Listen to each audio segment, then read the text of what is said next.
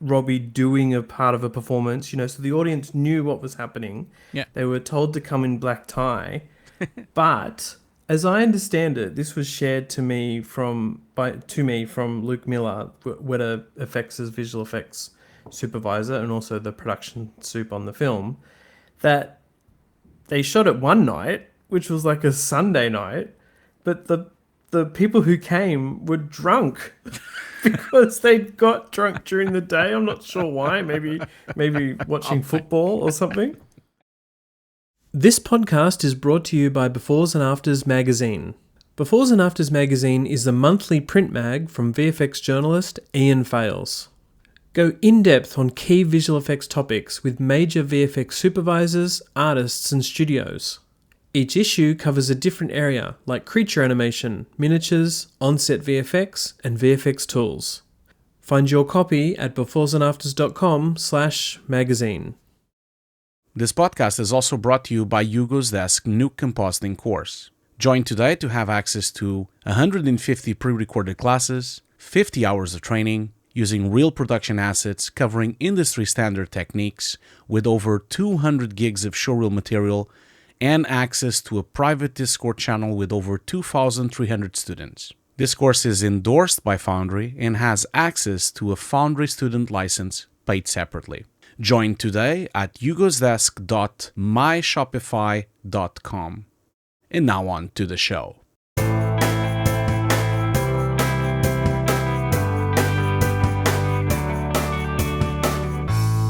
And now, the end is near.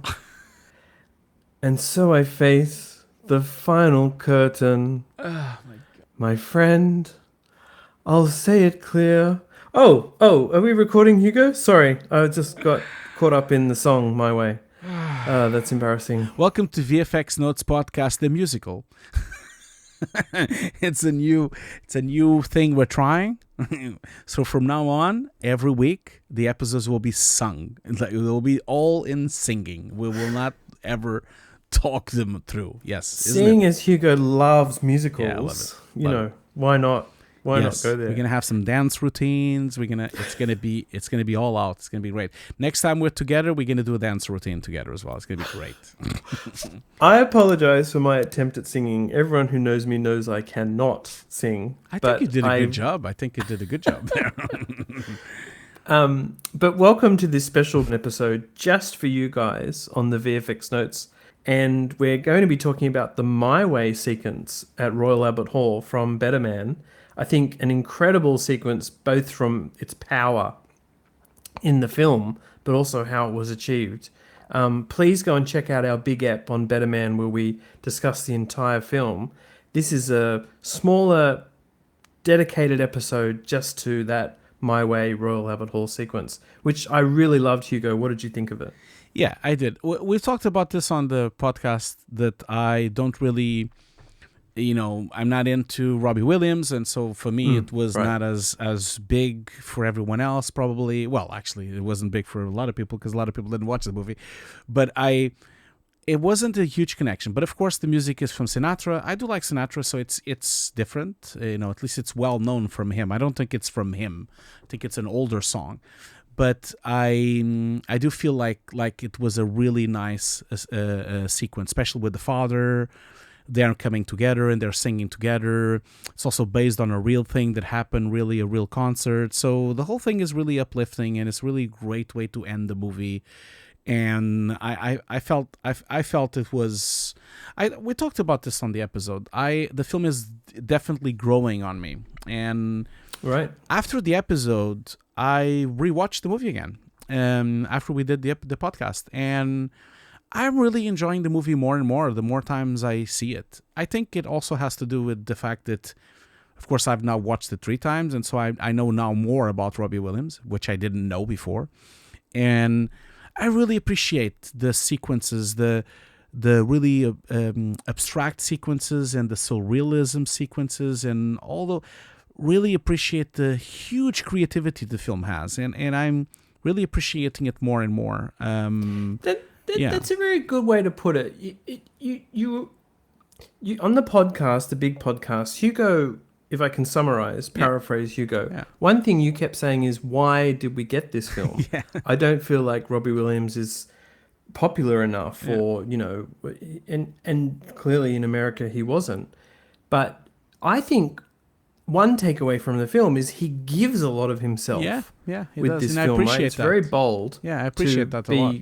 So open about his life. And in this particular sequence, he's basically showing his relationship with his parents, which was completely up and down, especially his father. But there's somewhat of a rekindling with his father, of course, because of the duet they do.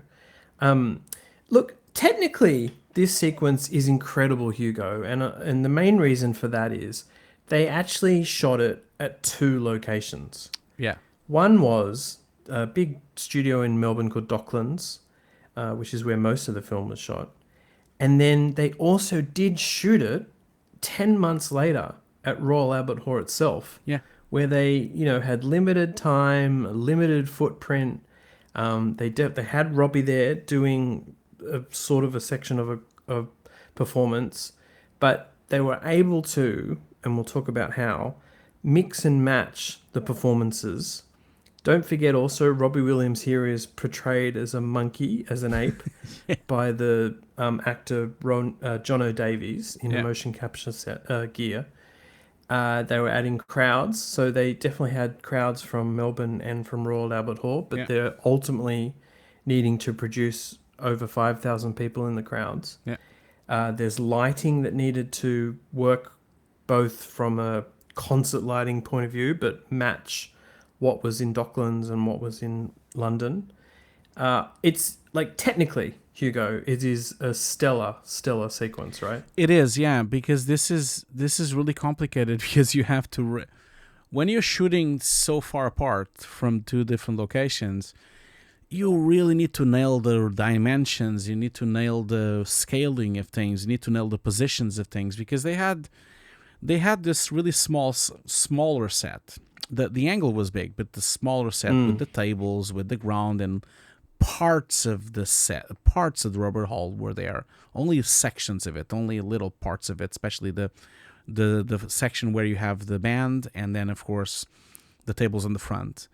And this entire thing has to scale perfectly to fit on the real one. And so it's really a shout out to the amazing work in pre-visualization of this, and the amazing work of scaling all this, and the lighter scan teams and the HDR teams and all the teams that had to go to the real Albert Hall and to really extract all this information to actually merge these 2 plates. This is a freaking long sequence as well. Really long sequence. Yeah, it stays on for quite a while, and all these shots have to be done. Like, it's not just 1 or 2. So you're talking about minutes and minutes and minutes of CG mixed with compositing, mixed with practical shots that were filmed on a real concert that then they merged. It's kind of reminds me of the amazing work that DNAG did with First Man, where they picked up the lunar footage and then extended the footage and merged things. And this is really complicated to merge real footage of real people with crowds and the actual Albert Hall, and then merge it into this whatever thing they built. It's really complicated. And even more complicated by the fact that I think for the actual concert shots, so there's definitely a prep side of this where they can go and scan Royal Albert Hall and whatnot. But they pretty much, I think, only had 2 nights to do it. Yeah. And it was pitched as something that was part of this film, where they would be stopping Robbie doing a part of a performance, you know, so the audience knew what was happening. Yeah. They were told to come in black tie. But as I understand it, this was shared to me from Luke Miller, Weta FX's visual effects supervisor and also the production soup on the film, that they shot it one night, which was like a Sunday night, but the people who came were drunk because they got drunk during the day. I'm not sure why. Maybe watching football or something. And so they only had like one night to do it, and then these 4-minute takes that they could do to get the shots that they needed. And they had planned this out. They'd captured what they did in Melbourne and then worked out they needed 30 or 40 very particular shots from particular angles with the audience doing certain things, like waving or whatnot. But isn't it hilarious? Like, if the audience is instructed to do something and they're a bit tipsy, they're not going to quite do it the right way. They're a bit rowdy and it's so silly. I love it, man. I don't want to be the first AD, the second, and the third AD on a project like that, man. They must have really been tricky to yeah. I mean, this film already has intense sequences, right? Like the rock DJ in Regent Street and Nebworth Park stuff where they filmed it in like a different country. So this probably maybe it was easier than all those other ones. But they did shoot the Melbourne stuff first, like the first thing, because they actually had Robbie for that as well as John O'Davies. So that's interesting too, that they filmed that first, then had to wait after production to go and film Royal Albert Hall 10 months later. But yeah, the drunk audience is super funny. And I also think that they did an amazing job on of course we keep mentioning this, that apart from all of this amazing work done on this background, there's a monkey as well. There's like a CG monkey, which is completely like they're hugging and they're touching, and the father is putting their arms around, and the entire interaction between the both of them on set, which you have to deal with all sorts of paint overs and rotoscopes and arms and fur, and he's hanging, and the actor's hand has to go inside the fur. That alone is already a very complex thing. and add to that, in a concert, you have atmosphere, which I guess comes from smoke machines and just the heat from lighting, from spotlights. So there is something that Weta Effects did so brilliantly with this sequence and the other concert sequences of integrating its CG chimp ape into that sort of hazy atmosphere. And again, the lighting side of it, Hugo, we did mention this on the big podcast for Better Man, but Weta Effects and Luke really, really, really wanted to get the digital lighting they needed to do completely matched with the stage lighting. Yeah. And so what they did was he went to the person that runs the lighting board and basically output the right files and, planning behind that, so that Weta could go back and match that lighting properly to what was done on stage.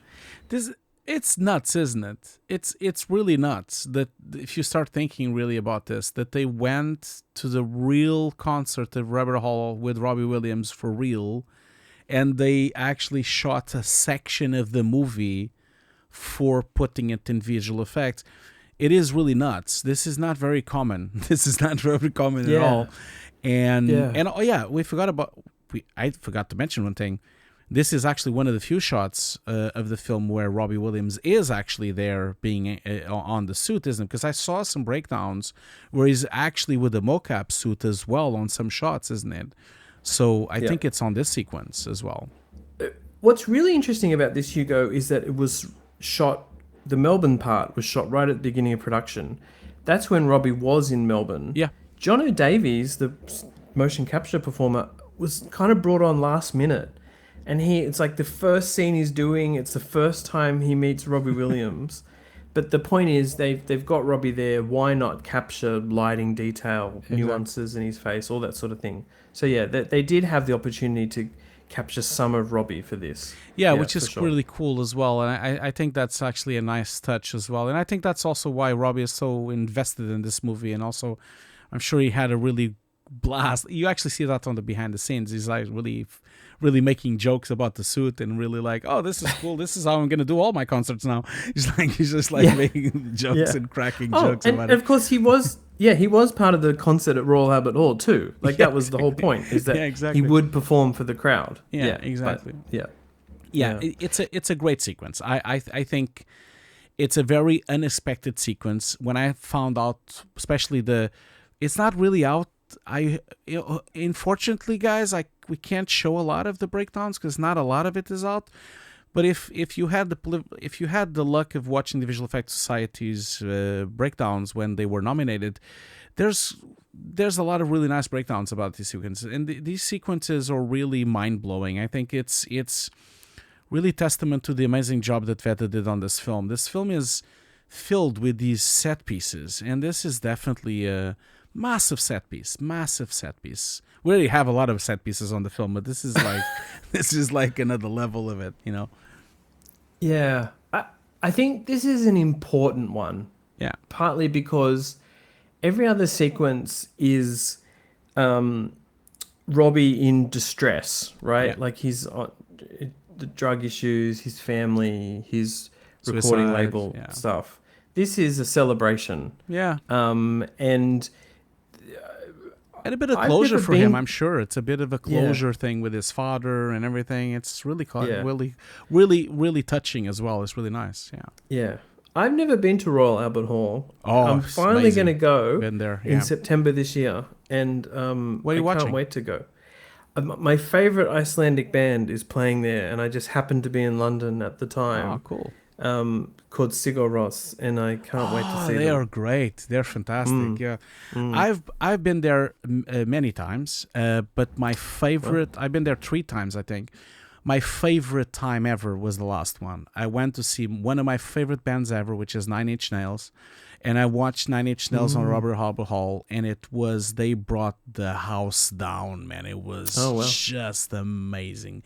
The practical light show they had, and they had a lot of set design as well, was just mind-blowing. Like they completely melted the place. It was just, people were nuts. They were just like crazy when they were playing there. This was like 3 years ago or something like that. Yeah. Oh, well, maybe one time we'll go together, Hugo, and then maybe also we'll hit the West End and go and see a musical. You know, that would be super cool. Okay, let's do this. Let's do this. I've never seen a musical. I heard that the best one is Lion King. We need to go and see Lion King. Yeah, I haven't seen Lion King the musical. I don't think we can get tickets, though. I think it's like overbooked for like 10 years or something. Nah, you can get tickets. It's just the back row. That's all. Okay, with a pillar. half of it has a pillar in front or something. I went to see a musical play once in that area of London, and Keira Knightley was in it, and we definitely bought cheap seats. But we sat down and the seats were like this. This is like 20 years ago. And also we couldn't see Keira. Like the seats in front on like a balcony was so long that you couldn't actually see onto the stage. And I was like, how did they sell these tickets? Like, how could they sell these tickets? Anyway. So yeah. Hey, you said it in the beginning. It was the cheap tickets. It was the cheap tickets. Anyway, she signed my program afterwards at the stage door, so I was cool, happy. Man, that's cool. That's awesome. Yeah.